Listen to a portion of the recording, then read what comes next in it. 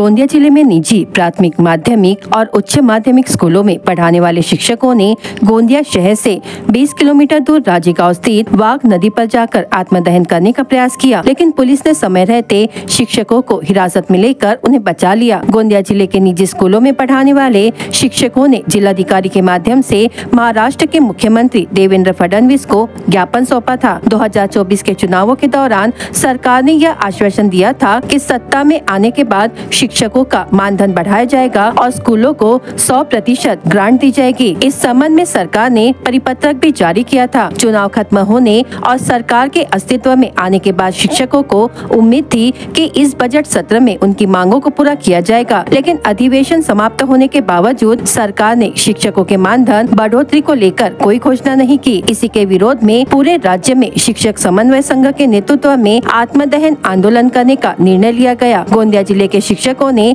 वाघ नदी पर आत्मदहन करने का प्रयास किया, लेकिन पुलिस ने उन्हें हिरासत में ले लिया। खरं तर ऑक्टोबर 2024 मध्ये शासनाने मंत्रिमंडळामध्ये घेतलेला निर्णय होता की जे 20% 40% अनुदानाचा जो टप्पा वाढीचा प्रश्न होता तो निर्णय घेतल्यानंतरही आता शेवट वर्ष लोटत चाललेला आहे, पण अजूनपर्यंत शासनाने दखल घेतली नाही।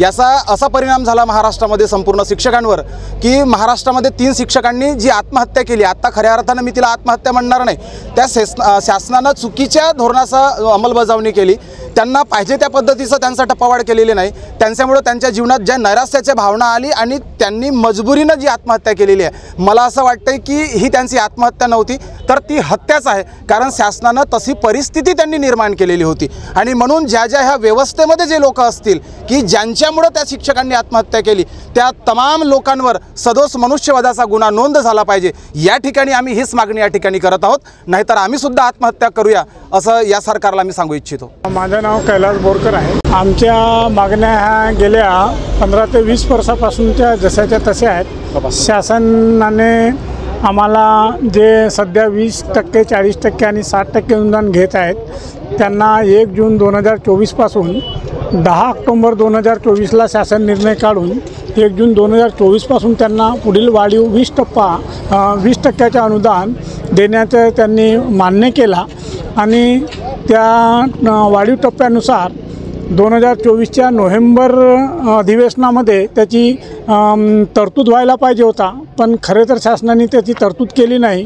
शासनाने चालढकलपणा केला आणि आता 2025चा जो आर्थिक बजेटचा जो अधिवेशन 3 मार्चपासून जो सुरू झाला, या अधिवेशनामध्ये सुद्धा पुरवणी मागण्यामध्ये आमची तरतूद झाली नाही आणि त्यामुळे संपूर्ण राज्यातील शिक्षक वर्गामध्ये नैराश्याचे वातावरण आणि शासनाच्या विरुद्ध अत्यंत रागाचे वातावरण निर्माण झालेले आहे। आणि या अवस्थेमध्ये संपूर्ण राज्यातील शिक्षकांना एक शासनाकडून मोठी अपेक्षा होती की 1 जूनपासून आपल्याला वाढीव टप्पा मिळणार आहे आणि या अधिवेशनामध्ये त्याची तरतूद होईल, परंतु अधिवेशन जवळजवळ उद्या संपायला आला, परंतु कुठल्याच प्रकारची तरतूद न झाल्यामुळे संपूर्ण राज्यामध्ये शासनाच्या विरुद्ध शिक्षकांमध्ये मोठ्या प्रमाणामध्ये रोष आहे आणि त्याचाच एक भाग म्हणून आज आपण गोंदिया जिल्ह्यामध्ये शासनाचा निषेध म्हणून आपण या ठिकाणी संपूर्ण शिक्षक एकजूट होऊन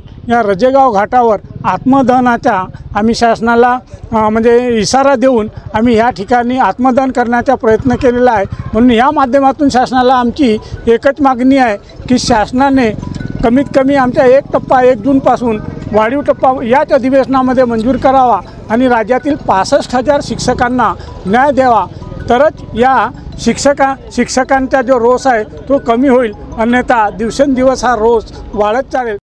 मी सुनीता हेमने के इंगळे ज्युनियर कॉलेज गोंदिया इथे कार्यरत असून आमचा आजचा जो आंदोलन आहे तो अतिशय उग्र तयार झालेला आहे, कारण आम्हाला 10 ऑक्टोबर 2024चा जो GR शासनाने दिलेला होता पण त्या GRची अंमलबजावणी झाली नाही। शिक्षक हा पूर्ण देशाचा भाग्यविधाता असतो, पण आज ह्या शिक्षकाची अशी दुर्दशा आहे की त्यांचंच भविष्य अंधारात गेलेलं आहे। मग आम्ही तरी काय करू, कारण आमचा पण पोटपाणी आहे आणि आमचे पोरं जे आहे ते पण रस्त्यावर आलेले आहेत आणि त्यामुळे आम्हाला सरकारला हीच विनंती करायची आहे की आम्हाला पण न्याय द्या।